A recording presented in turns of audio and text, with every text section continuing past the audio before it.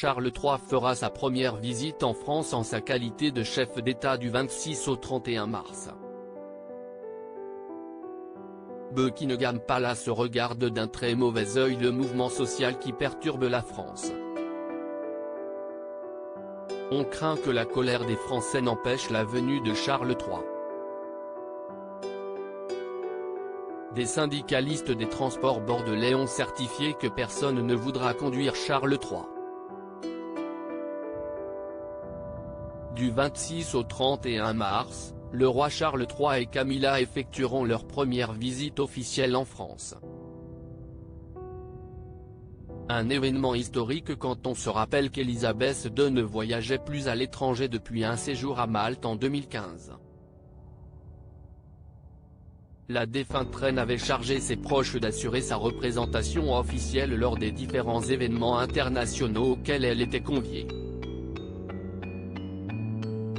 Comme le veut la tradition diplomatique, Emmanuel Macron présidera donc une cérémonie d'accueil officielle en l'honneur du père de Harry et William avant que le couple franco-britannique n'aille déposer une couronne de fleurs sur la tombe du soldat inconnu aux Champs-Élysées.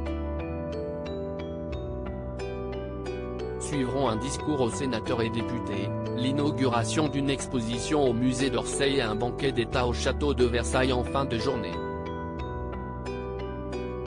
Le parcours de la visite de Charles III et de sa femme donne déjà des sueurs froides au palais de Buckingham. Avec le climat social qui agite la France, prise dans le séisme politique de la difficile réforme des retraites, Paris n'échappe pas aux manifestations spontanées et à leurs débordements. Des rassemblements souvent organisés ou improvisés aux abords des lieux touristiques, officiels et symboliques de la capitale. À commencer par l'avenue des Champs-Élysées.